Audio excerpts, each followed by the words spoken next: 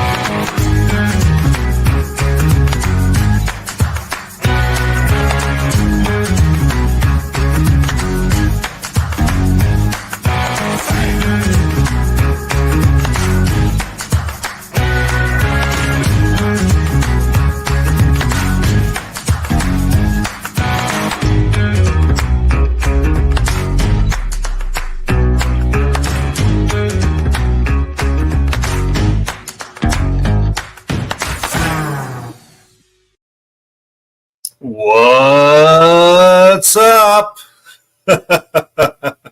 Hello, Eric. Nice to see you.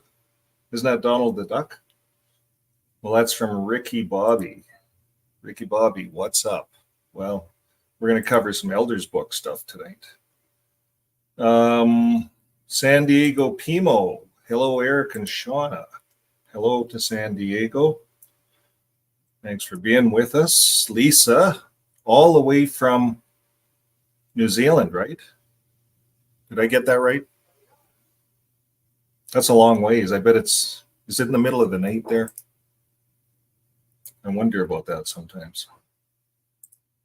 Thanks for being with us, Lisa. And Carrie Leakham. Carrie Leakham, I got that right. Hello, Carrie. And the Humble Bum.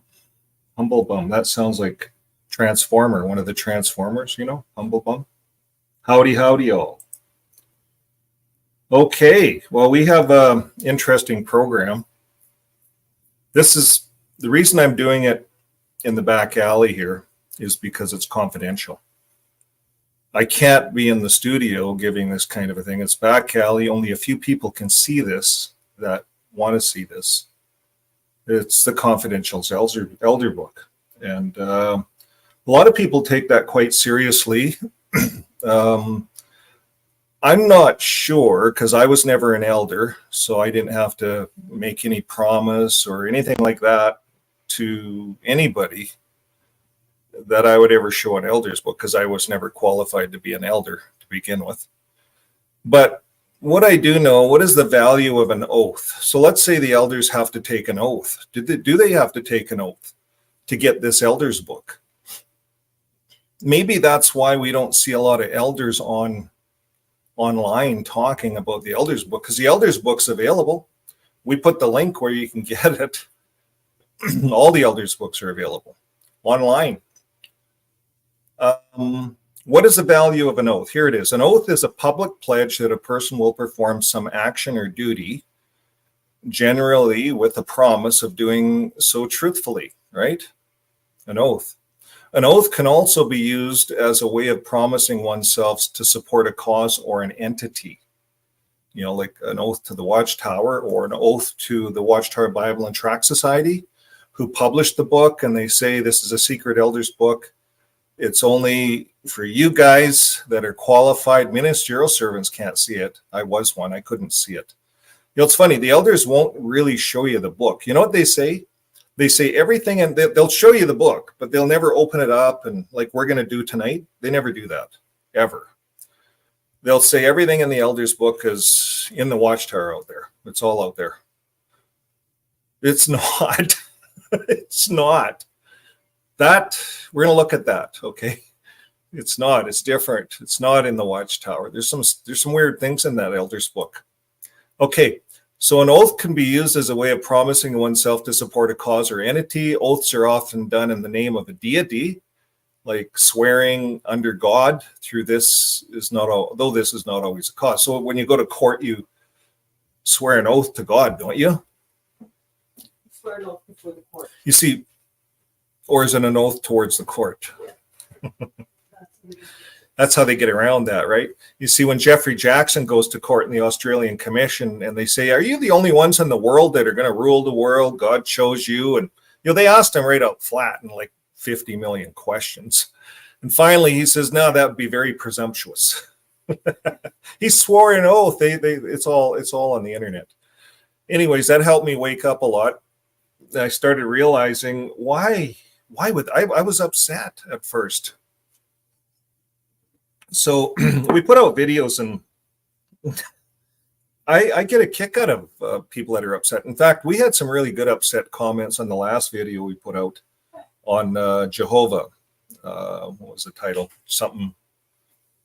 Yeah, is Jehovah really? Do we really know Jehovah? It's just a question, right? Again, I did it in the back alley because this is. Ooh, you don't want to ask these questions too hard because. You and I, if you're ex-Jehovah's Witness, we were really programmed into worshiping Jehovah. And once you really look at it, Jehovah was given an inheritance. It's really interesting in Deuteronomy 32, verse 8. Or go back to that video. It's really good. Just questions I have. I'm not trying to, I'm fixing my faith on this channel. It's kind of a trail for my children. They probably never talk to me again. So they can come on here and they can look at every video. I do a video a day, pretty much. I've been on this island here for too long, 2 years. We've been on this island. It's like going to I live in a beautiful little farm. You guys have seen some of the animals, some of the landscapes. It's beautiful. 21 acres. We moved from a 500-acre farm to this one. So this is really downsizing it. And it's nice. It's close to a little community store. We don't have to go to a city. In fact, we live a half hour from Edmonton, the capital of Alberta. I haven't been there. I can't remember when, like a year ago, maybe year and a half ago, 2 years ago. Don't know. Doesn't matter. I haven't been there. Then there's these little suburb cities. I lived in Spruce Grove. That's where the last congregation I really served at, that's where I pioneered. And that's where I ran into some issues and decided I wasn't going to be part of it. So I wrote Bethel a 7-page letter. And I said to them, I told them everything. Like I told them lots of stuff, 7 pages. You can write a lot of things. And I got their email from the guys that I went up. I went up with the service desk. The guy from the unassigned territory service desk, Canada service desk. I went up north with him, and he got me thinking about why I was told I couldn't preach. No one can tell you can't preach, right? But we talked about the body of elders and how strong they are. And he even admitted that the body of elders is really strong. It's given a lot of power. And that, like he was just a young guy, him and his wife, running the service desk, just running territories, unassigned territories. And he said he'd never been to one. Bethel didn't have the budget, I guess, to send him out. And I said to Jonathan, you got to go to unassigned territory if you're going to be serving it. You got to know what it's like. And so he jumped at it. Him and his wife, young couple, they only have 2 weeks holidays in Bethel. He said, we got 2 weeks holidays. We'll burn it up with you if you can get us out there, get us back. If you can do that. And I did. And we went up there. I didn't preach because I wasn't allowed to. You see, I was allowed to preach at home, but I wasn't allowed to preach up north because I lost my privileges as a family head, basically, because my family was not living up to what the elders book says. And we covered that, some of it last week, a little bit of it last week. We're going to cover it as we go through. And as we go through the elders book, you're going to realize, like, I didn't pre-study any of this stuff.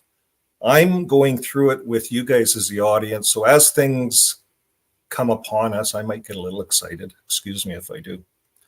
But I can understand now that elders don't want to, they come out of the org. They made an oath, more or less, to the org, that they wouldn't divulge the secret elders book. And that's perhaps why we don't see a lot of elders online talking about this. So I kind of count it a privilege to be on here with you guys. It's like we snuck this book out from somewhere, some elder. We found it at the landfill. we're going over it together. So that's what it is. No big secret here, folks. I want to talk a little bit about understanding judgment and criticism, because that's what the Elders book is full of, and you're going to see it for yourself. If you haven't seen it yet, if you've been following this channel, every Tuesday night I'll be going over the Elders book until I'm done, and I'll get on to another subject. But I want to talk about this wise heart. I just found this. I don't know, some of these things you just find them when you're looking. And it talks about understanding judgment and criticism. I wanted to know about that. Judgment and criticism. What does it do to us? It's interesting. Listen to this. This is a quick read. As someone who is committed to compassionate work in the world, you know the damage that harsh judgment of others can do, right? So if you're in a position where you're online, even like I'm doing online, or if you're an elder in a congregation, right? You're in a compassionate work. It should be a compassionate work, I think. Now, you know the damage that harsh judgment of others can do. You've also noticed that judgments arise consistently in your thoughts and words, despite your best intentions. So it's like not only Jehovah's Witnesses, but everyone is judging, everyone. So remembering where judgments come from can help you find the peace you enjoy. Now, what I'm going to say, Jehovah's Witnesses judge a lot harder than the average person, because I was a Jehovah's Witness for a lot of years. Lots of judgment. And so Jehovah's Witnesses, ex-Jehovah, we can look at this really closely, and it's really good information. I'll pin it in the description of my video after I'm done. Judging and criticizing others is an expression of pain and unmet needs.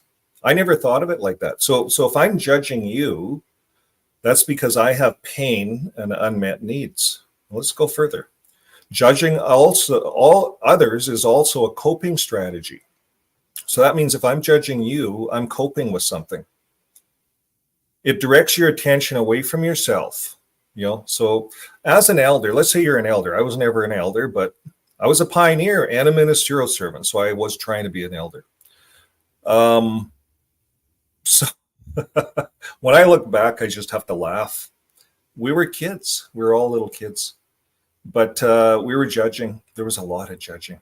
Holy smokes. The closer you get to the elders, the closer you get to judgment. And now I know why their elders book. It's not their fault, folks, friends. It's not their fault. They were just following the book. So as long as you are focused on what others are doing wrong, you are a little distracted from your own discomfort, your own fear, your own disappointment, your own unmet needs. There's a lot of games that goes on in elders' houses. I had one elder telling me about his sex life, and he wasn't getting it. And why? Because he was always in a damn elders meeting. You couldn't tell him that. I was trying to be an elder. They were regular pioneer elders. But he wasn't getting it. He wasn't getting it. And eventually he did get it, but he got it from another woman in the congregation. He eventually got disfellowshipped, and she married his Bible study. It was like karma, I thought.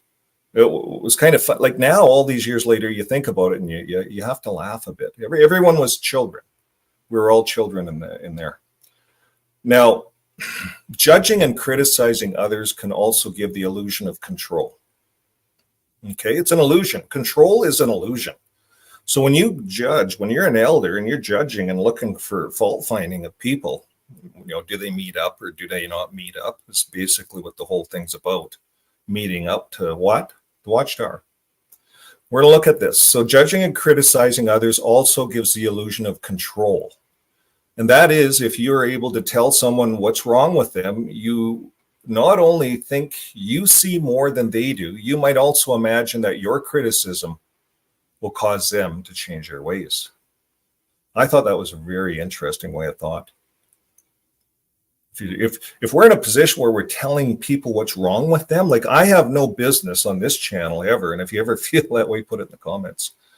But It's not within my nature and my speaking to look at you and find your faults when I have a gazillion of my own. You see, but elders, they're told that they have to go and look at other people's faults. That's what they're told to do. So it's not normal. It's not a natural way of being, but they're put in that position. So even knowing these things about judging and criticizing, you can't always catch yourself doing it. Sometimes criticism is sneaky. It comes in forms of philosophical stances and complex psychological analyzes, whatever that means. It comes, I guess, if you're a psychologist, there's all kinds of, well, if you want to know more about this kind of stuff, come on every Saturday now, and I don't know how many episodes there's going to be, but one of the ExJWs is hosting on our channel moving forward, and her husband's a psychologist or has some degree in psychology. It's really an interesting channel. I watched the first episode, and it gets into this. So, excuse me, I'm going to silence this.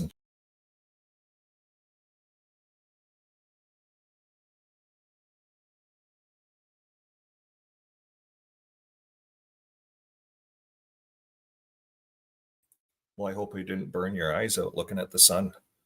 It's quite bright, that orange. Now, even knowing these things about judging and criticizing, you can't always catch yourself doing it. Some criticism is sneaky. It comes in a form of these psychological stances and analyzing. And it can be hard to spot regardless of whether you're speaking or at the receiving end. Now, for example, I like examples because I read some of this stuff and give me an example. For example, I was recently working with a couple who were offering an event together. Offering an event. That's all it says, an event together. So a couple that's offering an event together. Maybe, let's think in terms of congregation, elders. They're offering an event, right? Coming to the Kingdom Hall, that event is your play. You didn't arrange it. The elders did that. They did a lot of work in arranging that event together. So that's how I applied this. So let's carry on. She says she was recently worked with a couple. They were offering an event together. As they entered the marketing stage, John began by stating his philosophy. And he says, the right people will come. We should just let people find out organically. And we are offering something important, and people will either see it or they won't. This just isn't about making money. We just offer with no strings attached. That was his philosophy, right? So these two guys, they're pitching this event, if you can imagine. And the first guy doesn't want to make money off it. Let's just let it happen organically. Well, John's partner had worked hard on preparing to market their offering. John's partner. So the partner could be like the Watchtower, right? So the Watchtower worked hard on preparing to market their offering. And they had all these magazines and Watchtowers made, think of Russell's Day in Rutherford, how they got this organization going. And heard criticisms in John's word. We got to charge for this stuff. Russell made money off this, folks. So it was a money-making business.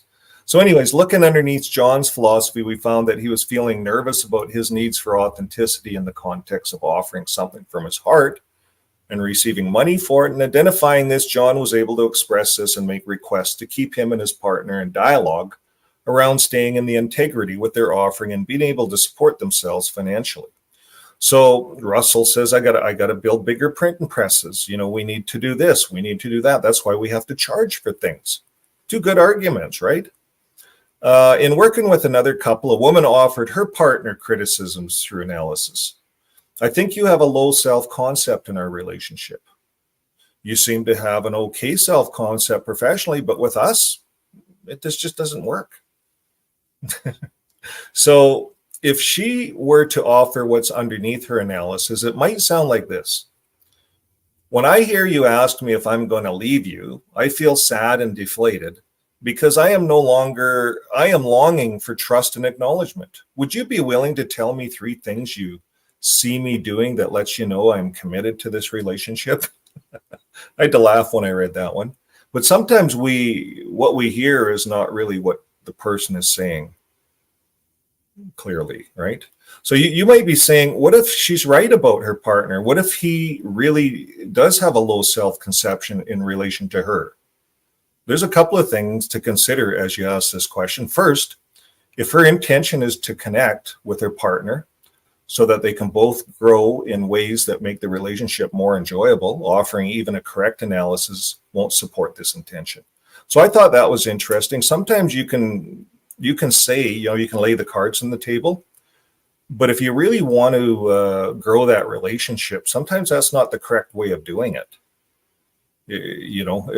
She goes on to say most people don't experience analysis and criticism as an inspiration to change. So when elders sit down with you and say, Brother Hoole, we're looking at your family's records here. Your wife doesn't really go out in service. Your kids aren't really doing much. Your other kids disfellowshipped. We're going to have to take your privileges away, Brother Hoole. That's what they do, right? What does that do to me as a publisher? Person is trying really hard. It doesn't do what they want it to do to me. No, not at all. So it might be, what they said might have been correct. It was a correct analysis of my family situation, but did it help me? Not at all. So second, the inner workings of others is a sacred territory. So inside, that's sacred territory. What's going on in my house? It's really my house, right? That's sacred territory. They don't know all of the details of my family situation. So when you enter this territory without permission, you are violating important psychological boundaries. And this kind of violation doesn't meet the needs for honor, trust, and emotional safety. And so the result will be fear and resentment. And that's what happens in the Watchtower. People end up with fear and resentment. Fear of being disfellowshipped. You certainly don't want to speak out bad about anybody in the elder body, or especially at the Watchtower. Never. So as you cultivate your own practice of compassion, the first thing to remember is to turn compassion inwards. I thought this was interesting. Turn it inwards, your compassion. In the moment that you notice judgments and criticism, it says turn toward yourself with compassion. Like look in with compassion. When you're looking out and you're judging people, or you notice you are, look in and give yourself some compassion. What does it feel like? Well, this might feel like breathing love through your heart as your body softens. That's what it'll feel like, breathing love through your heart. And you just, so you're out there judging someone. You remember what it was when you're in the Watchtower, sitting there at the Kingdom Hall? And I'd sit there. And I guess I had a chip on my shoulder to an extent, if I'm going to be honest, because that's what happens when you get judged and you get ripped of all your privileges. You're trying really hard. And just to tick them off, I'd put pioneer hours in anyways. And I'd have elders coming up to me and say, why are you even bothering? Why are you doing that? And I just, why wouldn't I? I was still going up north till they plugged me and said I couldn't preach up there. But anyways, it's interesting how we deal with it. And if I look back and look at how it put a chip on my shoulder. It made me feel like every time a young brother got up there and gave a part, and maybe he got to be a ministerial servant, I had resentment.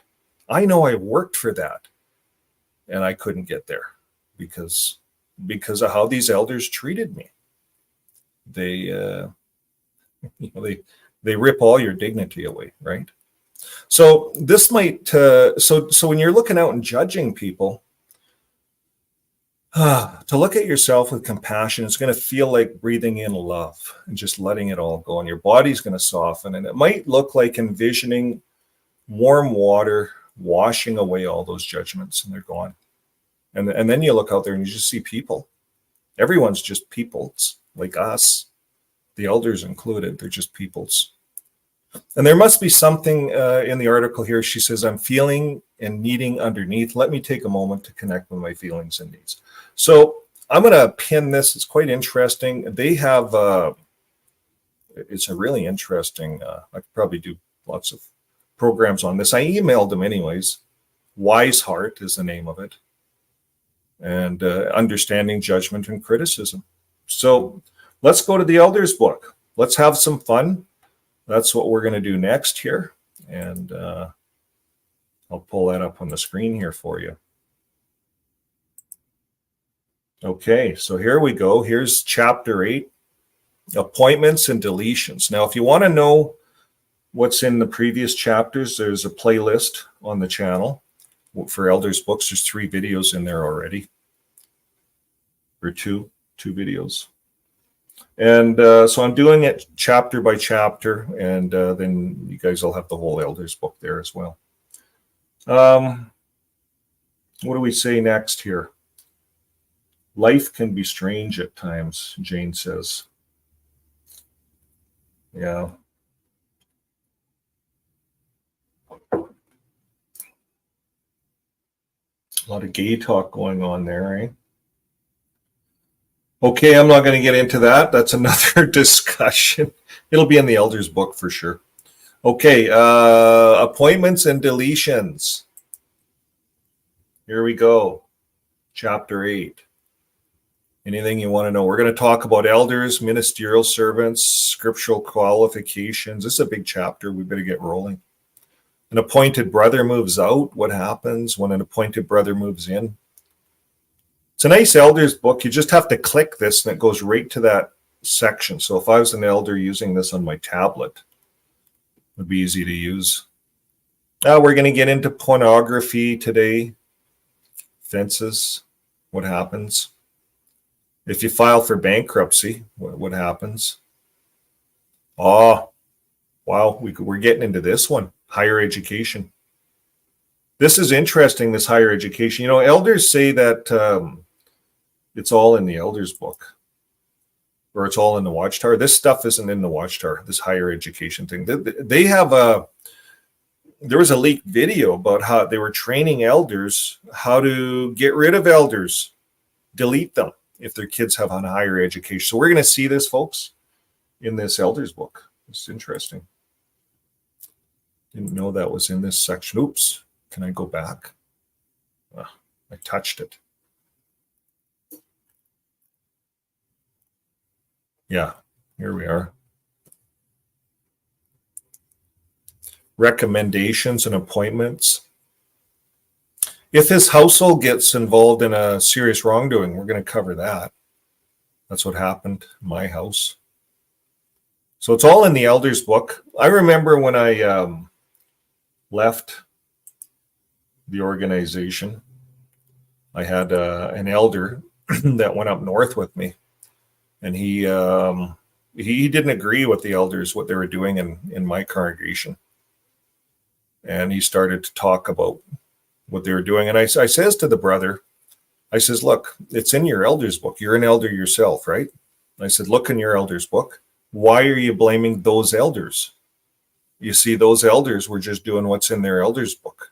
Blame the people that write the book. And that was the end of the conversation. He hung up, I hung up, and he never called me again, ever again. It was like that was the end of it. He was one of the ones that were probably sent in to help me to reconsider my position. We're going to cover that in the elders book here today. Okay. Considering scriptural qualifications, before meeting to consider recommending brothers as ministerial servants or elders, each elder should personally review the inspired qualifications at 1 Timothy and Titus. Now, we covered that last video. We actually read the scripture. We took a lot of time. I'm not going to do it again, but it just says you should be a husband of one wife and have a family. It does say you should have a family to be a deacon. Should have a family, should have had a family. You know, this is why I can't figure out how they appoint 18-year-olds. We covered that last week. They start appointing them at 18. They start training them in their late teens, they say.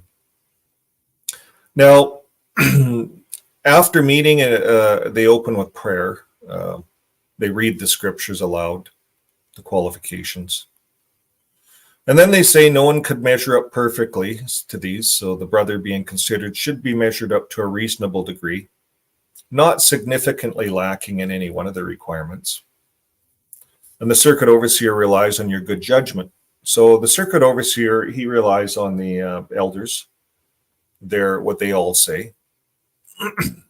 A natural ability doesn't qualify a brother for appointment. He must be a spiritual man, giving evidence that the Holy Spirit is operating on him. If he is zealous for fine works, if he's a good example in his attendance and participation at congregation meetings, is he zealous in the ministry? Is he doing what he reasonably can in view of his age, health, family obligations, and other theocratic responsibilities? Is he a student of the Bible? Does he endeavor to help his family spiritually, regularly studying with his wife and his children, living at home? Does he manifest fruitage of the Spirit in his daily life? So what they really want to see is they want to see elders that are reading the day's text with their family every morning, having a meaningful family study once a week, and taking them to all the meetings, lots of study. There's nothing in this thing about being balanced, about taking your kids fishing.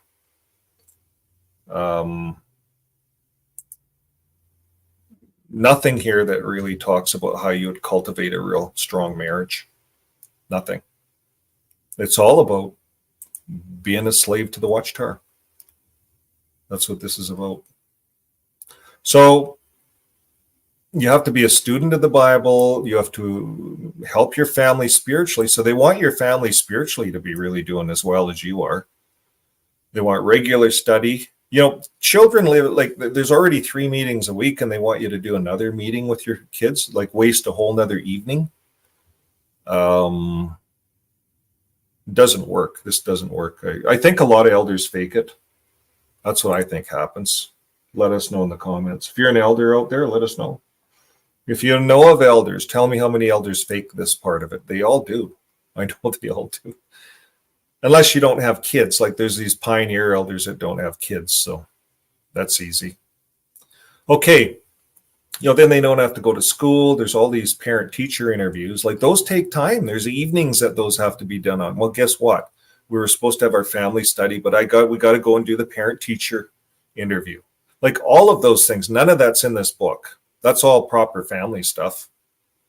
Okay, number 4, though it is the brother who must measure up to the scriptural qualifications, you should also consider the spirituality of those in his household. So they really scrutinize folks here. They scrutinize the wives big time. If his wife is baptized, is she a good example? Is she spiritually weak? We covered some of this last week. Are his minor children well behaved and believing, either progressing toward dedication or already baptized? You see the minor children, you see there, folks? So if Watchtower says they're not pushing minor children to get baptized, it's right in the elders book. Are his minor children well behaved, believing, either progressing toward dedication to God or already baptized? There's your big question, folks. Circuit overseer wants to know that too. There's a lot of pressure right here to baptize your minor children. So if Watchtower wants to go to New Zealand and say we don't have anything to do with children, they are liars. They're outright liars. It's right here in their elders book. They're pushing the elders to baptize your minor children. Or you might not qualify to be an elder. That means Jehovah's not going to look favorably upon you. So do his family members participate in the meetings to a reasonable extent? So you got to have your kids commenting twice. I heard some elders saying, yeah, we like to see each kid comment twice. That's hard for a little kid to comment twice. Come on, elders. That's garbage. What does the conduct of any adult children living at home reveal? So for sure, they want your kids commenting at the Watchtower study at least once. They want to hear them. They like to see you sitting at the front and your little kids sticking their hands up right in the front row, like little goody-goodies. Like no one wants to sit at the front like a goody-goody. No one. I remember as an attendant, we used to have to stack chairs because everyone wanted to sit at the back. No one wanted to be at the front with the goody-goodies. There's a division in these congregations, folks. There always was when I was in there. I sat at the back, by the way. I could judge the elders better. I did. I judged the elders back. I gave them as much judgment in my stares as I did at everything else. You know, just that's the way it is. You throw it out, you're going to get it back. That's the law of attraction, right? What you dish out comes back to you. It does. Okay, the elders should help brothers in their late teens to reach out to qualify to be servants. There you go, folks. They want teenagers being elders because you're only a servant apparently 6 months, maybe a year. Not long. They want you being an elder really quick. Now, the following factors will be helpful. Does the congregation respect him? Does he display the fruitage of the Spirit? Does he, it's a big thing. The ministry is always the big thing. So if you see a young brother raised at, I don't know, he finishes high school. I've seen lots of them, these young brothers. And they finish high school and they go out in the ministerial servant. In fact, I was looking after one. My in-laws' kid came and stayed with us. He was going to drop out. He was going to quit the truth. And so he came to our place and finished his last year of high school. And I got him involved in work. I got him into a work program with my business and taught him security. To this day, he's a security guy. Works for Chubb, JW elder to this day. But anyways, he had more privileges than I did. This kid in high school didn't have kids or anything, and just green behind the ears. But they gave him like tons of privileges right out the gate. Anyways, because he used his time, all you'd have to do is show up at a few Wednesday night service arrangements, and you'll be out in the weekend, all the meetings and stuff. And all of a sudden, he's a hero. So whatever his spiritual goals, he has been tested to fitness. Wow, he makes it to all the service arrangements. He's tested. That's the fitness they're testing you to. There's no tested to fitness as to really looking after a family and the responsibilities that comes with being a grown-up. They're making children into elders, this organization. It's right here in the book. I'm not reading into this for you guys. It's right here in the book. So brothers who are appointed as ministerial servants in their late teens or early 20s have the potential. You see, if you don't get appointed in your late teens or your 20s, you don't have the potential to be really like a ruler, like go to Bethel. Everyone wants to be a governing body. You got to take the emblems right out the gate, maybe. I don't know. Are those guys born the chosen ones right from birth? I wonder what they think, the governing body. Anyways, that's another breed, right? It's not in this book, by the way, the governing body book. It's not here. There is no governing body book. There's elders training book. That's another one. That's a whole nother book. Lots of books. There's probably a Circuit Overseer's book. I haven't seen it. Circuit Overseer's book. Okay, by diligently applying training from elders, they gain respect. So if you have your nose up some of the elders' butts, you'll get appointed. I've seen it all my life. You got to be a butt kisser. You got to like the elders. You can't not have a conversation. I don't agree with that. Come on. How are you getting that out of that? Like if you do that to elders, you're like borderline apostate. Keep an eye on that guy. You see, you can't do that in that religion. Now, cautions before recommending certain brothers. Elders, here it is, folks. This is here, right here. Elders should make sure they have full and complete information regarding brothers they intend to recommend. Full. What does that mean? What does that really mean? This is 2024, folks. No one gets my full information. Are you guys given the org your driver's license number? Social insurance number? That's what they have in Canada. It's a government number. What are you giving the org? They want full and complete information. That if they're going to recommend you, they want to know everything. You see, I heard, and I don't know, I don't have a Circuit Overseer's book, so I don't know. But once you're going to recommend a brother to be an elder, the circuit overseers involved, and I heard that they go to Bethel and somehow they have a method of checking police records. That's what I heard. And that's rumor. That's just rumor. But what does this all mean? I had one elder tell me, he said this elder got disfellowshipped. He'll never, ever be an elder again, ever. And I said, well, what if he just moves? No, he says they got him recorded in Bethel. But unless they have other information on him, people can change their names and then just move to another congregation, start over, right?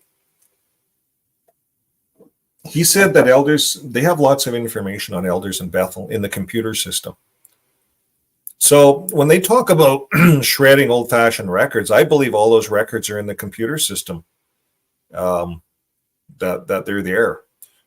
I believe that if the governments get to the point where they subpoena the elders or subpoena the org, and they have enough evidence to subpoena JW org, if they could come in and seize their computer records, I think everything's in their computer records. It's just that they shredded all the handwritten records. They got rid of that. They told them to shred them. It's not in the elders book, though. That was an extra training video that got leaked. Anyways, we're not supposed to know about that either.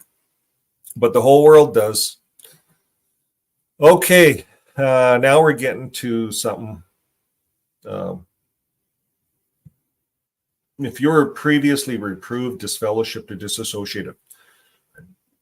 So this is why there's a lot of problems. People leave the org and they want their records back.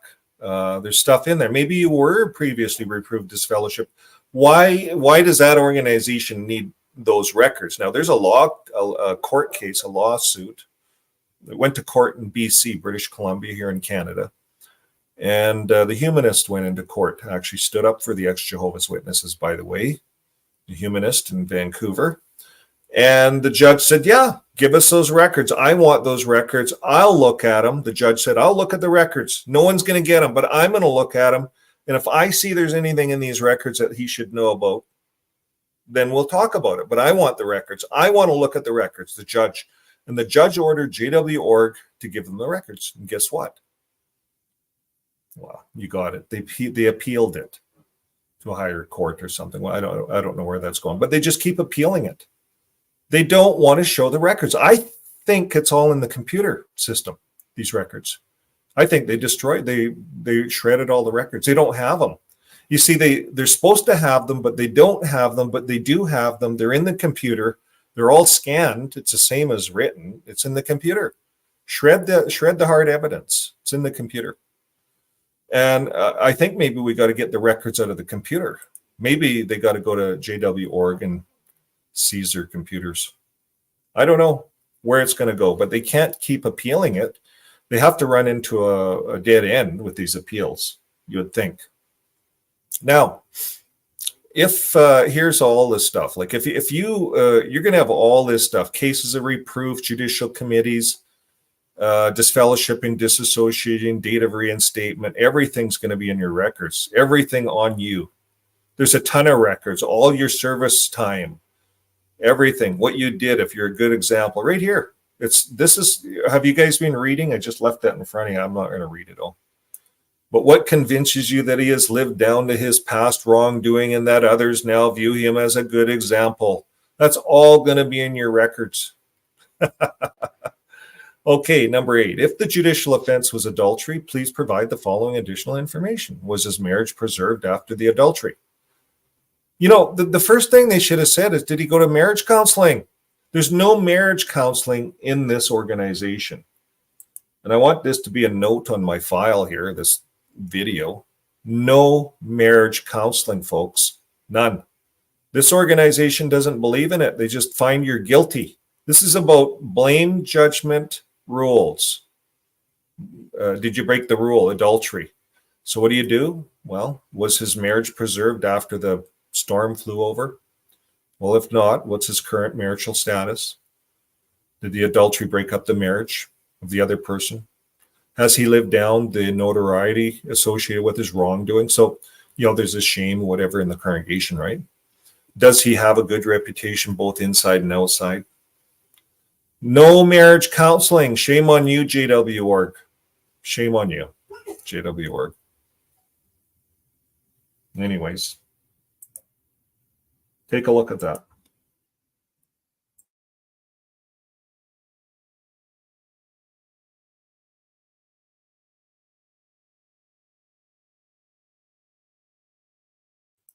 Did you read it? It's all about blame. I just wanted you to read it. It's who is primarily to blame for the really no marriage counselors. You got 3 window washers backstage finding blame in a marriage that, oh man, this organization needs to have a spanking. I'm serious. This is bad control. This is bad faith. They call it bad faith. Even as an employer, I was an employer for most of my life, and I started my own business. I was about 26. I started my own business. It was either be a janitor or get into the fire alarm business. So I got into the fire alarm business. It paid a lot more. And I did a janitor contract on the side. They tried to get me to do janitor work. I was brand new into it. And I thought, what? I'm a fire alarm guy. And then I had an elder that was an electrician, right? And he brings me to this high rise in a little town of Red Deer. It's the biggest building there, Capri Center. But there's a lot of fire alarm panels there, and it's pretty overwhelming to the average electrician. But that's all we do every day, fire alarm, day in, day out, troubleshooting. And had all these trouble lights on, and you just use the plugs. It was an old Edwards 6500. You just plug it down and you clear it. Oh, it's this module. And the electrician, he's an elder, by the way. Like, he's one of the elders, and he says, how much? And I said, well, I can get one from Edwards, or I can fix it for you for half price. I used to fix them, electronics. And they're, $150 back then. So I'd fix them for half price, $75. It was good money. I hired an electronic guy. He'd fix them for me in my basement. But I was kind of like that kind of a guy. And that electrician, he hired my guy in my basement. Wasn't even a brother. He was kind of going to a few meetings, but he hired him. And I didn't even know he hired him. He was fixing this electrician's panels. I bought an oscilloscope. That was a lot of money for me back then. I almost had to, I didn't have nothing to finance, but I had to save money to buy it. That was like $1,600 back then. Next thing I know, this elder is using my electronic technician in my basement, and I had all these test panels and stuff set up, and he was fixing this guy's stuff, so I fired him. I was just a young guy. I was like 26, 28 maybe by then. Fired him. I said, you're not working for me, and this is all my stuff. Get the hell out. I was pissed. And that elder had it out for me. He actually quit being an elder after a while. He left. But anyways, he was a pompous ass, to put it lightly. I never forgive the guy. You don't have to forgive people that never say sorry. Just so you know that. I don't forgive. Why? But I don't think about it lots. But as I'm going through this stupid elders book, I think about it. I think about all that stuff. How they put it all in their elders book, or your records. This all goes in your records, folks. Anything you do, it's all just detailed here. So served as an elder or ministerial servant in the past. If he stopped serving as an elder within the last 5 years, please provide the following information. With what congregation did he previously serve? When did he stop serving? Why did he stop serving? What makes his circumstances different now? What progress has he made since he stopped serving? If he stopped serving in another congregation, how would that congregation view his reappointment? And if he previously served as an elder and was not guilty of gross wrongdoing, it may not be necessary for him now to serve first as a ministerial servant, depending on the length of time since he stopped serving as an elder. Now, this should be a warning, all of us. So here you got an elder who's had guilty gross wrongdoing, which could be child molestation, maybe. I don't know. What's guilty gross wrongdoing? See, he just has to serve, maybe move. He should move. Notoriety is a big thing, right? People know about you. So he moves. His records, this is what this is about. Your records getting transferred. They ask all these questions. It all has to be in letters and stuff. They have forms, by the way. I've seen that online. Now, if he previously served as an elder and was not guilty of gross wrongdoing, it may not be necessary for him now to serve first as a ministerial servant, depending on the length of time he stopped serving as an elder. So they're going to reappoint the guy. I didn't know that. Huh, that's interesting. That's not what that other elder told me. He told me they would never get appointed, but this shows me you just get back in, change congregations. You know, it says if he stopped serving in another congregation, how would he get reappointed? Okay, baptized for many years, but only now being recommended. So if you've been baptized for a lot of years, they kind of wonder why they don't view you as spiritually strong, because you've never been recommended, right? You right out of high school, they want you recommending to be an elder or a ministerial servant or something like that. So if you're baptized for many years and now, what's going on here? Something's fishy. What prevented the brother from being recommended in the past? What a bunch of nosy elders, right? So now they're gonna dig up your past. Who wants to deal with your past? Maybe you went through a divorce or something. You don't want to deal with that. They're going to dig this up on you. And I don't know. It's garbage. Okay, when an appointment brother moves out of the congregation. So when you move out, unless there are serious reservations about the qualification of an appointed brother who is moving, the congregation service committee should send a letter of introduction to the elders, plainly stating that the body of elders recommends that he continue to serve in what assignments he has experience. So, so if you're going to move out of a congregation and you're an elder, you might want to kiss a little butt for the first, for 3 months prior. Get people over for supper, things like that. You want a good letter, right? Oh, that's what they do. They send a letter, and if they like you, really, it's the presiding overseer in my day, but they're supposed to have a committee. It says the committee, the congregation service committee. So there you go. We covered that last meeting. What is that? The service overseer, the coordinator. They call him a coordinator now, and the secretary. Service. So the guy that's in charge of the territory, the ministry. So he's going to know about your service. He's going to pull up your service records if you're moving to another congregation. He's going to look at your whole family. And depending on what kind of a guy he is, I was in a congregation where the service overseer was a pioneer, and he was very strict. His kids even left. His kids left the truth. We call it the truth. It's not the truth. His kids left the religion. He was just an ordinary guy. Anyways, he was the service overseer. He's not going to say nice things about you unless he really likes you. And this guy, I found, likes to be invited over for supper. If you don't invite this guy over for supper, he gets his nose in a knot. That's what I found out. So you gotta, if you want a good letter, invite all these guys, those 3 elders, for supper over 3 months. Don't do it all at once the day before you're going to leave. Might look like you're setting it up.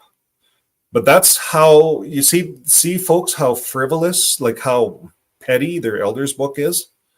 It's how you have to work around it if you're going to work, or if you want to work around. I'm not one for workarounds. Okay. Let's carry on, kind of dragging through this. If they do not recommend him, 2 or more elders should meet with him and explain the scriptural reasons for the body's decision.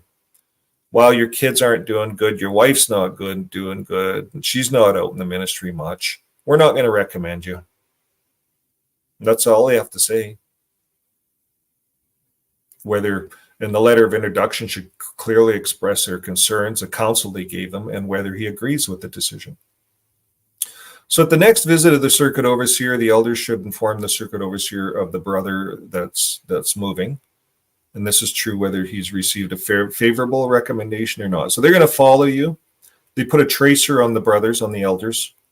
Once you're an elder, they trace you. They got electronic tracers on everyone.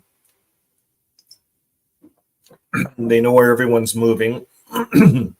They follow you. Letters are shipped out to the congregation you're moving to. It's a tracer. So when an appointed brother moves into the congregation, the elders and the ministerial servants who move to a new congregation with a favorable letter of recommendation and who have a favorable recommendation from the elder of the new congregation, but who have not yet been reappointed, may be used to present parts on midweek meetings and give public talks according to their abilities. So they can use them right away, put them to work. They're soldiers, right? Elders are soldiers. Put them to work. These guys are the bees in the hive, and they're going to use them. They may attend the Kingdom Ministry School. In addition, they could be present with the ministerial service during the meeting, circuit overseer, so on and so. So they're treated like elders. They're just not announced as an elder yet. And they usually wait a little bit. I found they'd have meetings. They have to have elders' bodies meetings. Someone new moves in. Oh, a new elder's moving in. You know, it goes around. Oh, yeah, there they are. There's that new elder's family. And so they're in the congregation. He's used. He'll be used right away. But they won't do an announcement. And after a while, they'll say, yeah, so-and-so is now an elder in this congregation. And the rest is history. So, yeah, these elders work hard to maintain their position as an elder as they move, because the average person moves every 5 years. Just they naturally move. So one of the things, if you're an elder and you're moving and you get the letter and everything, be careful that you get into the congregation and then go on holidays, because some people go on holidays for a month, come back, and then they start questioning you that like you fell out of the truth. You know, they call it the truth, right? That's how they swing that. They swing that word truth. You fell out of the truth for a month, eh? Like I've seen elders talk like that to one another. Oh, yeah. Oh, no, we just went on. Yeah, we did. We hit a few meetings. Well, what meeting did you go to? They're nosy. These elders are really nosy. Anyways, if an elder or a ministerial servant regularly moves away to live at a second residence, he should not be appointed in both congregations. One congregation should hold the congregation publisher records. Each time he leaves, the elder should write a letter to the congregation he will be attending temporarily, explaining his circumstances and how he was used.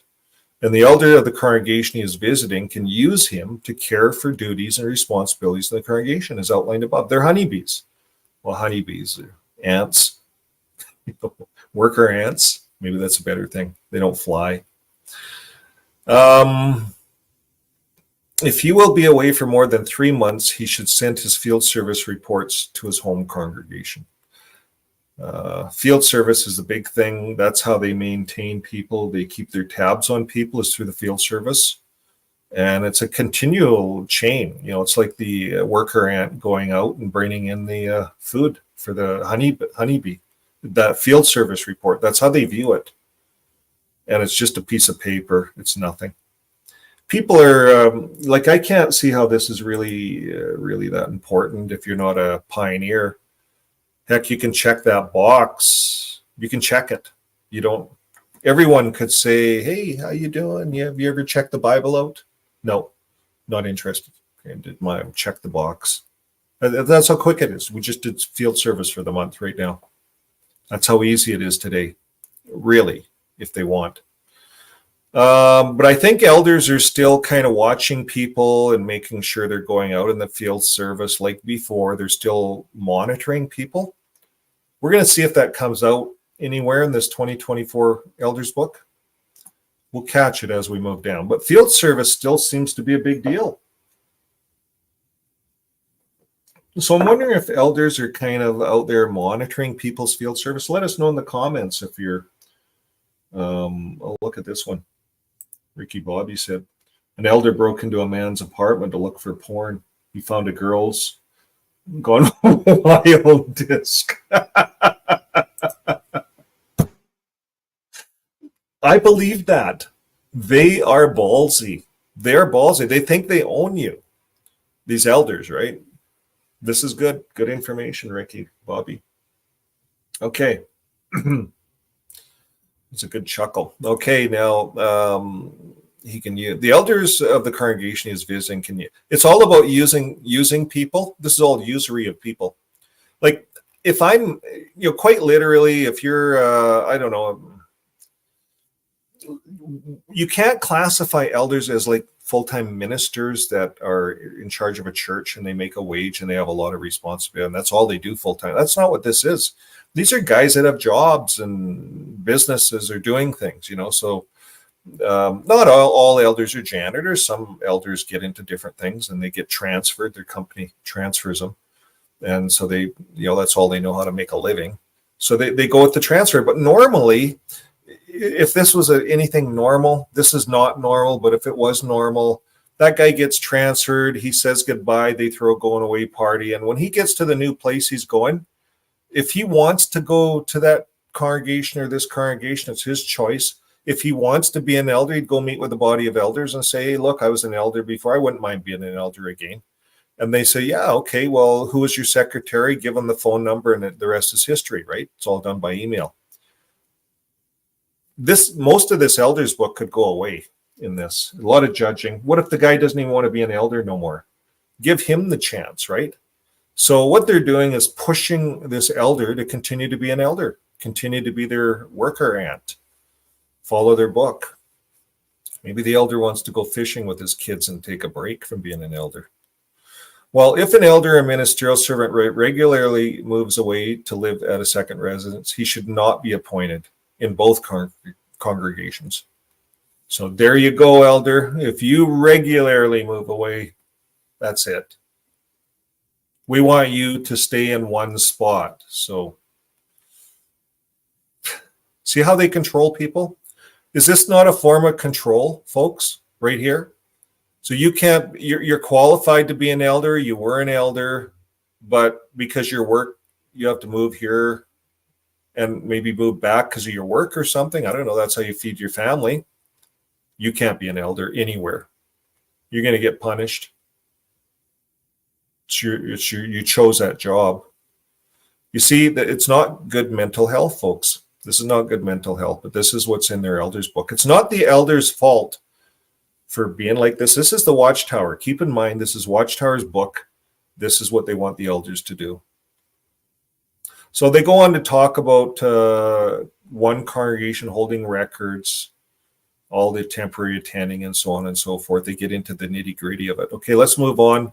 Recommendations for appointments during the circuit overseers or regulars visit to the congregation. This is maybe interesting. At least 1 month before the CO's visit, the congregation service committee should send the circuit overseer a full name, date of birth, and date of baptism of any brother of the body of elders will be recommending. So they want your date of birth. They don't say your driver's license. Full name, date of birth, date of baptism. Then there's a recommendation form. So there's paperwork they fill out for you. This is all another tracer in my mind. Just tracers. The Watchtower has tracers on everyone. And if you want to get that information back, you can't. They won't give it back. They're appealing after appeal. Any ministerial servant who substitutes as a member of the service committee. See, you just want a copy of what they have. They won't give it out. They can keep the copy, but I just want a copy of what's in my file. They won't give it to you. It's classified. It's not your stuff. You see, that's being fought in court right now in Canada. We'll keep you guys up on it.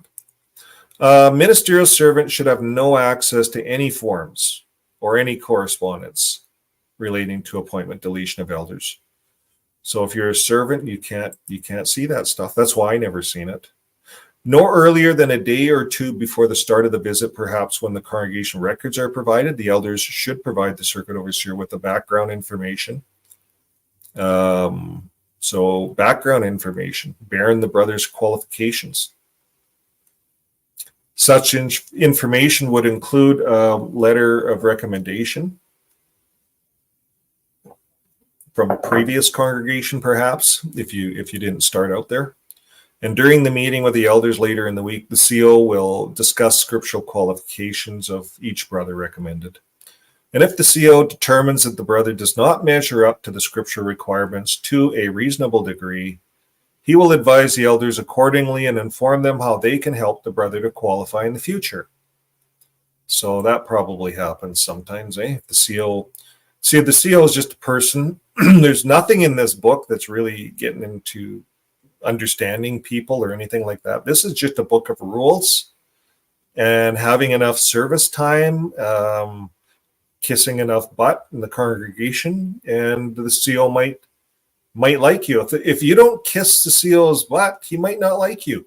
Or if he might be one of those guys that don't like butt kissers. Some COs are like that. Most of them like butt kissers, some maybe not. They see through it, but they like it. I don't know. Tell us in the comments. What have you guys experienced? When the CO decides to appoint a brother, the CO and another elder will meet with him to inform him. If the brother number one is being appointed the first time as a servant or being reappointed as an elder or servant for reasons other than his move, the circuit overseer will ask the following questions. This could be important to everyone out there. So if you're moving and stuff and you get in front of the CO, he's going to say, number one, is there anything from your past, even before your baptism or in your personal or family life, that disqualifies you or that would prevent you from accepting this appointment? Think about that closely. Is there anything from your past, even before your baptism, or in your personal or family life that disqualifies you or that would prevent you from accepting this appointment? Whew, that's a load of information, eh? They want you to qualify yourself. That's what I'm reading here. I'm reading this for the first time with you guys, and I'm dissecting it in my mind as I'm reading it. So I'm thinking here, they want you to qualify yourself.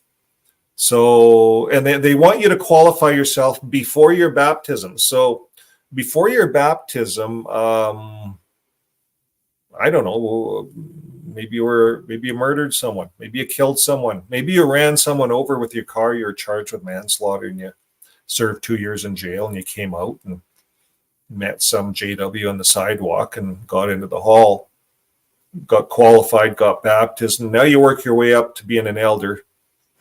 And now that you get the CO lays you with this. What are you going to say? You see, because you can normally read the truth on your face. So you got to say what's true, really. I don't know. But would it disqualify you? I don't know. They're going to want to know. Maybe I used a bad example. I don't know. It happens, you could be driving along and manslaughter doesn't mean you intended it. It could be a car accident kind of thing and you get charged for manslaughter. What if you ran a red light accidentally and someone got killed? You'd be charged with manslaughter. You could get charged. Number two, is there any reason why your appointment should not be announced to the congregation? That's kind of a weird question. Again, they're getting you to judge yourself. So long as you go in there with yes, yes, yes, yes, and you know that, you're going to have no problems with these questions. Have you as an adult ever been involved at any time in the past with child sex abuse? Wow, that's brand new, folks. This is a brand new section. Yeah. So they threw it in their elders book. They want to know. If the brother answers no to the questions, the circuit overseer will provide the elders with a signed appointment letter that includes the brother's name in the list of those appointed during the visit. And the appointment should be announced to the congregation at the next midweek meeting.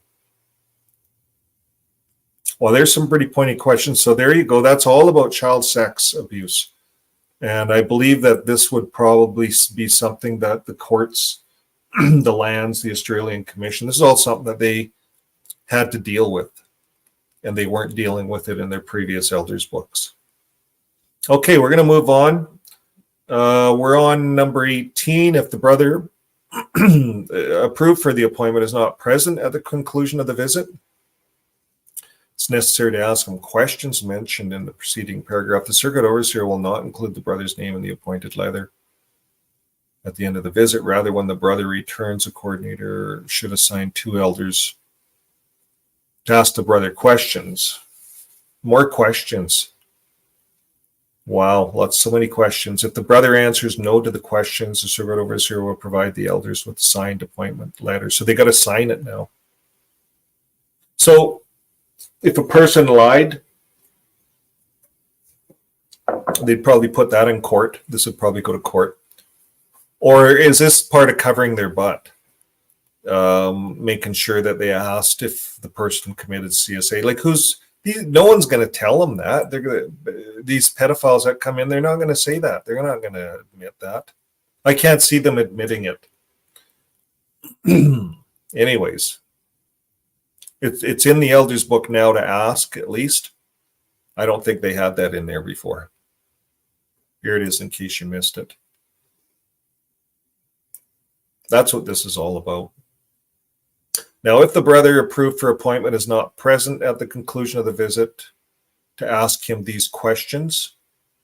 So let's say the CO does his visit. The CO's not there. He has to go to his next congregation. Then these elders have to do it. They have to actually ask him the questions. And he has to answer no, and they have to sign the form. So there's some accountability going on here. Number 19, if a brother approved for appointment is not present at the conclusion of the visit, but it's not necessary to ask him the questions mentioned, the circuit overseer will include the brother's name in the appointment letter. Yeah. Now, if the overseer decides not to appoint a brother, 2 elders may speak with the brother and explain what he needs to do to qualify.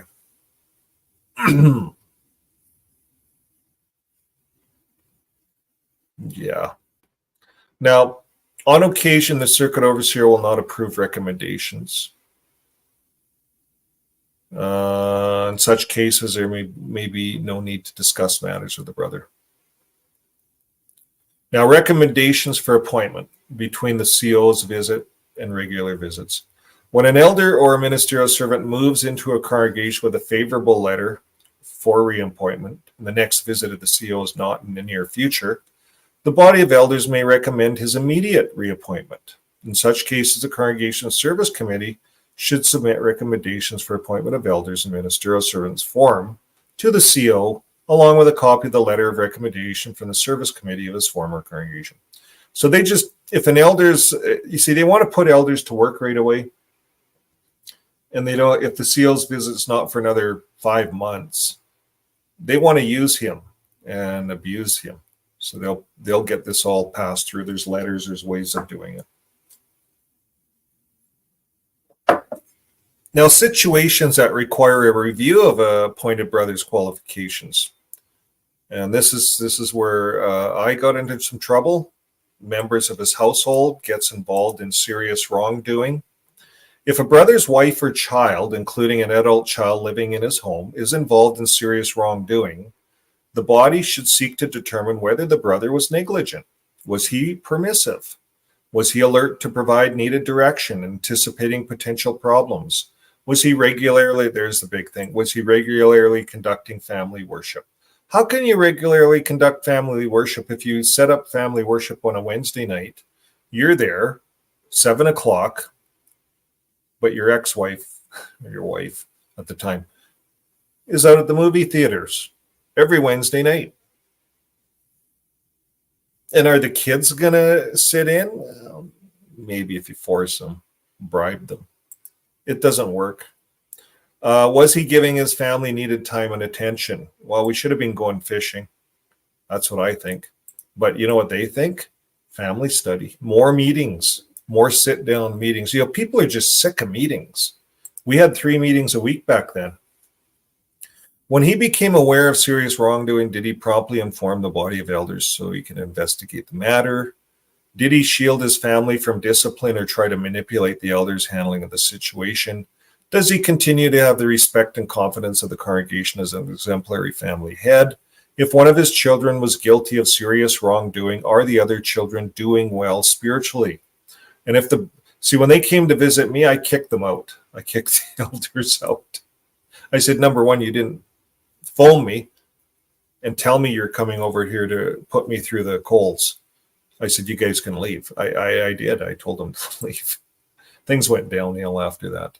If the brother has done all that can reasonably be expected, and especially if he had spiritual success with others in his household, rejection of his fine direction by one of the family members would not necessarily disqualify him if he continues to have the respect of the congregation. So that's a big thing. If you're not having a family study, that's their thing. Elders, that's what they're looking for, family study. Another meeting for your kids during the week. More indoctrination, more indoctrination. Okay, number 23, allows disfellowshipped or dissociated family member to move into his home. Wow.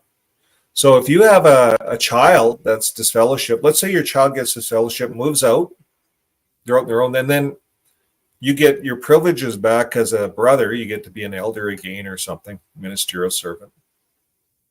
And then your child wants to come home, needs to come home for some reason or another. It's your child, right? You should be allow your child to come home. No, not here. Is the disfellowshipped or dissociated individual unable to live on his own, or has he moved in because it's easier than life? See, they're going to start judging you, and they're going to get into your backyard, your children's life and stuff like that. They're going to start making judgment on you. Are there valid reasons for allowing him back in the home? The elders are telling you what they're going to do. Or is it primarily so that the Christian family members can have a measure of association with him? You see, this should allow us as the outsiders to see that this is breaking human rights, something seriously, something terribly.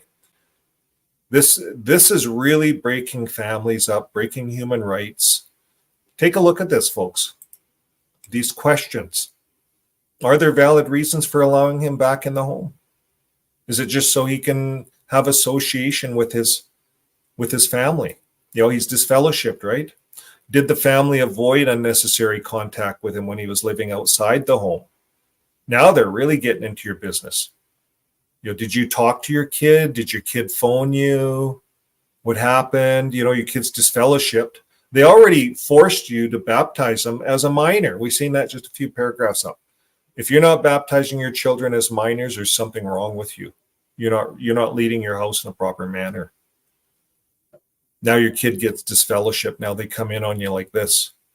What is the disfellowshipped or disassociated individual's conduct? So now they want to know your kid's conduct. They want to go through you to know your kid's conduct. It's it's actually not your business to talk about your kid. You're an adult kid. It's a violation of that kid's confidentiality with his parents. But no, not if you're in the Watchtower business. They want to know. This is like secret police. This is almost, folks, this is like Nazi. I could imagine Nazi interrogation living in Germany. This is what this is. If you're a Jehovah's Witness, you're Nazi Germany interrogation. That's what it is. It's Hitler. Watchtower is like Hitler. I shouldn't say that, but it is like it. It is interrogating people, something terrible. Okay, here, you wanted your kid back in. What spiritual effect is your kid having on others in the household, especially the siblings? And is the congregation disturbed by the brother's decision?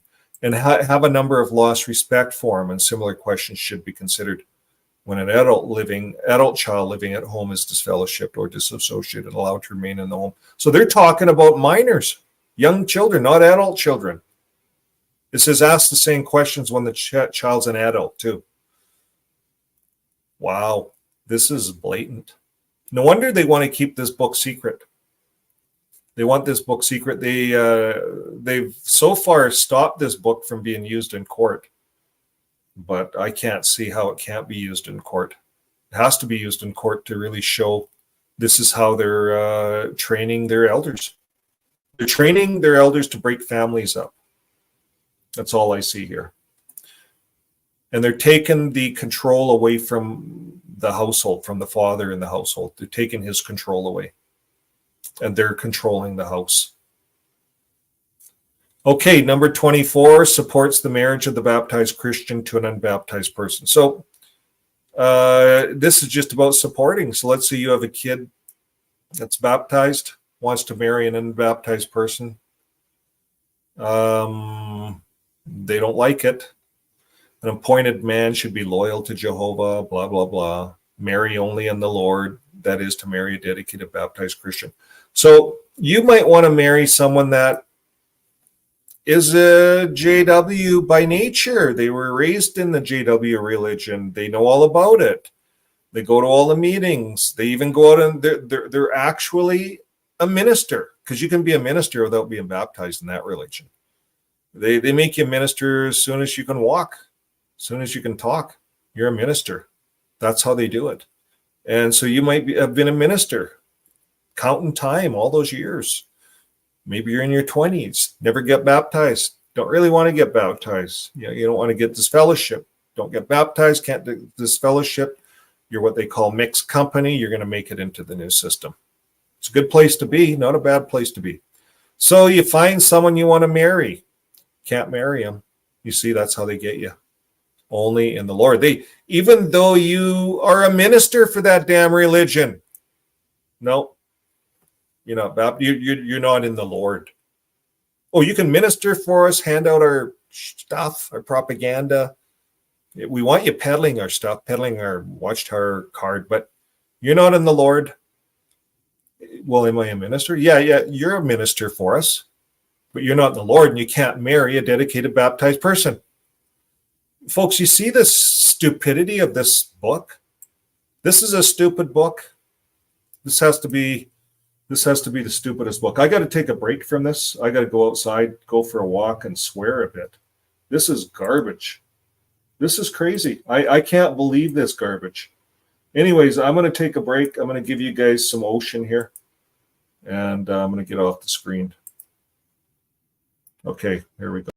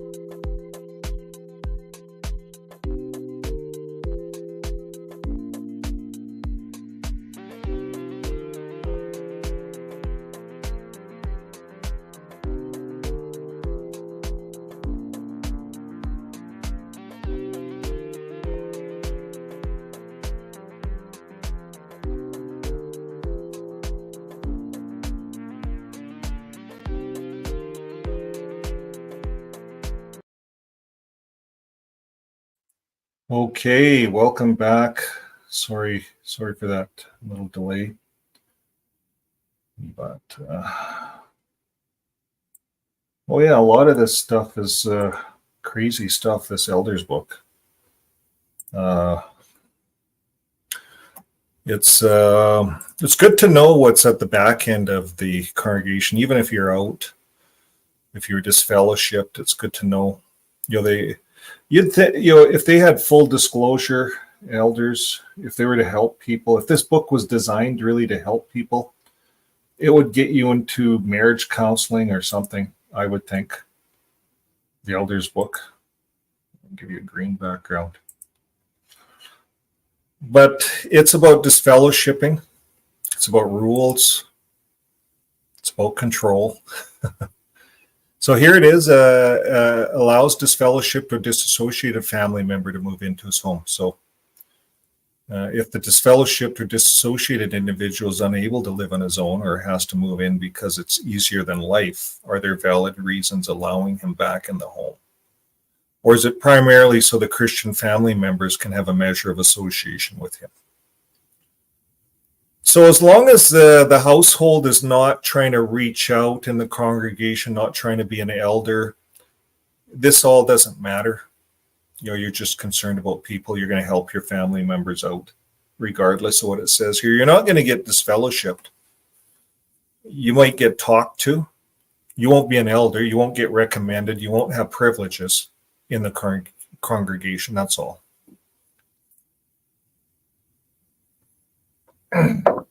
I would think family ties would be stronger than privileges. Privileges are just privileges. They're not even privileges. Excuse me. Is the arrangement short and long term? They want to know that. What is the disfellowship, his conduct? We covered that. Support for the marriage of the baptized Christian to an unbaptized person. Oh yeah, we were on the marriage part. So yeah, you cannot marry an unbaptized publisher if you're baptized. And this command applies to all Christians, including those who are inactive. So if a brother wanted to be qualified to be used and he married an unbaptized publisher, guess what? He's not going to get used. And you won't even get to have your wedding in the Kingdom Hall. The person you're marrying could be faithful, born in. A minister since a young child, going out in the ministry, pending time in every month, but just not baptized. You can't get married in the Kingdom Hall. You see how it is, folks? You see, not unless you are going to get baptized. I don't know. They might make some little rules, but you can't get baptized. I know that from personal experience. Now, committed a disfellowshipping offense years in the past, and the matter was never addressed. So all of these rules haven't changed since the 80s, folks. A lot of these rules. The only thing I've seen them add in is, they're going to monitor you more. They put tracers on you wherever you go. So if you committed a disfellowshipping offense years in the past and the matter was never addressed, the body of elders may determine he can continue to serve if the following is true. So let's say you walked out of the Kingdom Hall and quit going for 3 months, 6 months maybe, and I don't know, went to the bars and had a few flings or something. And then you come back and you get back into the Kingdom Hall, right? They're gonna analyze you. So here's what they're going to ask you. The immorality or other serious wrongdoing, did it occur more than a few years ago? And is he genuinely repentant, recognizing that he should have come forward immediately when he sinned? Perhaps he has even confessed to his sins, seeking help with his guilty conscience. And he has been serving faithfully for many years, has evidence of God's blessing, and has respect to the congregation. So, excuse me.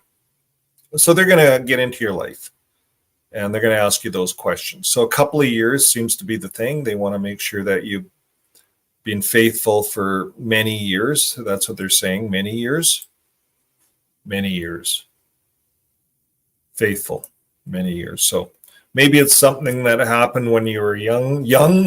Now you're like maybe in your 30s, you want to be an elder. This might come up. And now, if the sin occurred before he was appointed as an elder or a ministerial servant, excuse me here for a second. Let's get over.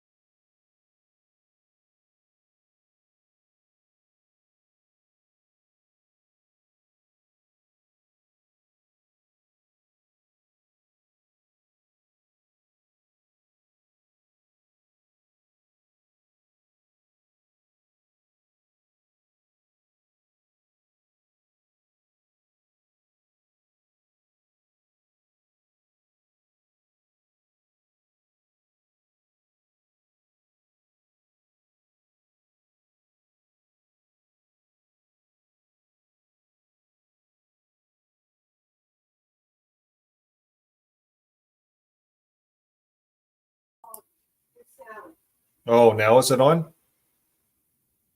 Okay. Yeah, now I'm on. I see. I don't know how it got turned off. Sometimes I move my mouse over, I guess, and I'm looking to click it. I got a double screen here, so you lose your mouse when you move. Okay, I don't know how much more is there in this section. Let me just look here. It's a big section. I'm going to have to finish it next week. Holy crap, that's a big section. Okay, well, we're going to finish this next week. I'm running out of voice today. We're going to have to continue on where we left off.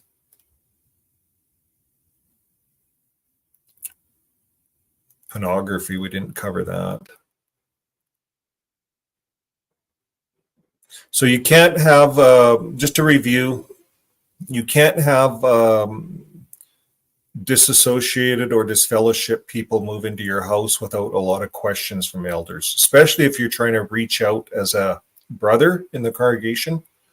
If you really don't care about it, then I don't know. There is kind of a split in these congregations. You have they would call it, like JW Org calls it, spiritually strong people, spiritually weak people. They actually do their own judging inside, and they do that in-house. And then if you're outside, if you're disassociated or disfellowshipped, you're really walking the tightrope. If you're doing what I'm doing, you're dancing with Satan. That's how they look at it. So you can't support the marriage to an unbaptized person, even if they're an unbaptized publisher. You'll lose your privileges. Committed disfellowship defense years in the past, we covered that, never addressed.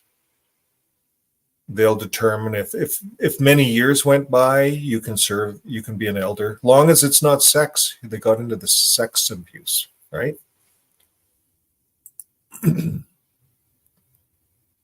And they'll ask that, child sex abuse, right? And then viewed pornography, that's another section. It looks like that's coming up in section 13. They're gonna look at that. They're going to ask you if you viewed pornography. What are you going to tell them? So this is good for brothers that are in the congregation. Maybe there's some online that are still. they can see this. They can come to this channel and see this stuff. Okay, well, we're going to quit here. This is going to be it, folks. We're going to cover this next week. I guess it's a long section. And we'll keep going. Well, I hope you guys have been enjoying a little bit of this. It's kind of an eye-opener for me, but not in a few areas. I was really interested to see how they're going to fix their CSA problem in the elders book, and it looks like there's a lot more questions on it now. Lot more things that people are going to be asked. Control. It's all about control.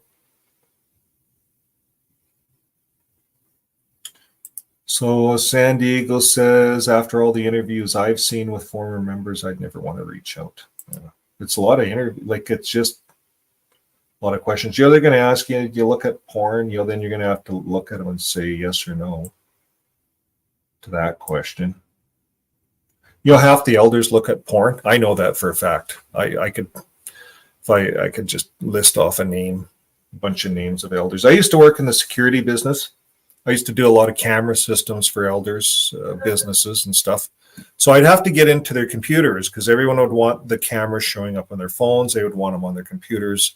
We'd have to put server software in, so we'd have to get into stuff. And, I could accidentally look at the history thing. Lots of people don't clear their history. They're just looking at stuff 5 minutes ago. Stuff just shows up. And then you can see what starts showing up on the, how Google starts showing stuff up. Maybe they didn't go into the hidden section, where it's not supposed to keep track. A lot of elders look at porn. In fact, I'd say probably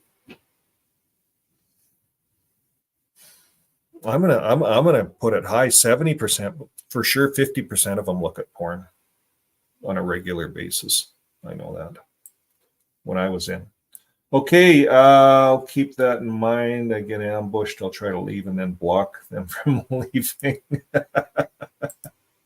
Yeah. Okay, anybody else have a comment they want up? Any other ones?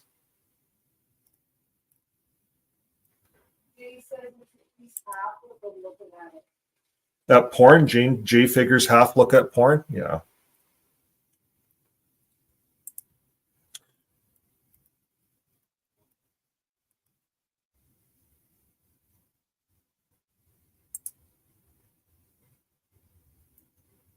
Stop full-time, drop cable.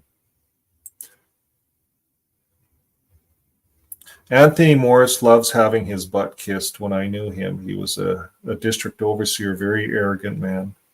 One word to describe him could be a bully, in my opinion. Yeah. Thanks for commenting on that.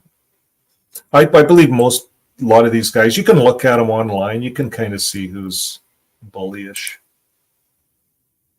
I think. Okay, well, that's it. Thanks, JM, for being a moderator. Madeline. Now, Madeline, she has that podcast on, she just launched it. It'll be on our channel. You can look for it. It's moving forward. It's a really good podcast. Nice job. And we can't wait to see your next one. So keep up the good work to you and your husband, Christiane. Okay, well, Jay, yeah, he agreed. At least half of them are looking at porn. Okay, well, they're not gonna they're not gonna say that. They're gonna. You see, here's the funny thing is, here's what I would do if I was like now. If let's say I was gonna sit down with these elders and they got into the porn thing, I'd look at them straight and I say, "So when's the last time you looked at porn?" And the first guy that answers is guilty, right? You just wait till he answers. Don't answer. Big thing is keep silent. That's a old sales trick, closing tool. First person that answers loses. Always is. You just be silent. Then you look, if there's two elders, look around. Look at them all. Just stare at them. Just eye contact. And you'll see who you'll see. You can tell. But you got to be very quick when you do that. You'll have two elders ask you these questions. No, three elders. If you're being qualified, there's three elders: the service committee, service overseer, and secretary. That's your service body. They're the ones that carry the most responsibility. If you're in that situation, if you're in the service committee, I'd get out, because there's I don't think you guys want the responsibility that's coming your way from all this CSA stuff. The CSA stuff's going to be hitting court here pretty quick. And there's going to be, I think, not some nice things happening within the organization. That's my thoughts on it. But anyways, folks, thanks for being a great audience. Thanks for sticking with us, and we'll see you next week as we dissect some more of the Elders book. And I think what I was going to leave you, we're going across Canada. I wanted to show you guys something. We're going to be doing this trip. And yeah, I wanted to show you this here. I had it actually pulled up. It's on the screen right here, right there. So this is our banner. We've got 3 banners that we're looking at. This is one ExJW Friends. They're going to be so we can hold them up kind of ourselves, like almost like a yard sign, a little bigger than a yard sign. I don't know how big. But we're going to go stand in front of the assemblies with these things. And this is one. That's not that. That's not that one. That's one. And this is another one. ExJW Friends, help us here. You know, mainly advertising the ExJW Friends, that there's life outside of the Watchtower. You know, we just stand there with these signs. So we'll let everyone know where we're going, which assemblies we're going to go to, and if people wanted to meet up at these assemblies in Canada, they could. Maybe we'll have a few extra signs. So that's one, and you know, that's what our channel, I think, is about. This is what we're looking at: life after the religion. That there's something outside of it. It's not that scary, you know. We don't want people hurting themselves over this religion. It's just a religion. It's not the end of the world to leave. Make it easier to leave if it's friendly. That's what we think. So here's our, this is what happens when you write books on this kind of stuff. You end up doing them. I found out that writing business plans in my lifetime, we were doing some research and development. You write a business plan for that, and it actually happens. It's amazing. And that they say one of the best pieces of therapy is to start writing what you want to accomplish, what you want to do in your life. So I had this, I don't know, coming out, I had this thing, I wanted to write 7 books. And by golly, I wrote 7 books. Little books. There's these little story books. They're all a sequel. And the third one is I put the first 2 are online on my channel under books. And this is the third one. They're all written. They're online on Amazon. But I'm going to put them online eventually. But this is the third book coming. And it's about purpose. And it's amazing. You write a book about purpose, and then all of a sudden your life has to have this purpose. We're going to be doing some of this stuff, right? ExJW Friends. And I think it'll be a lot of fun. We're going to take you guys on the journey with us. And it'll be fun. So here we go. Having purpose, finding purpose. Oh, I forgot. Until next time, keep living your life with love. Bye for now. It's time for us to go. We entered the farmers market one last time to say our goodbyes. Nina wished us much confidence in our new journey ahead as we disappeared through the mist, but this time to a new land.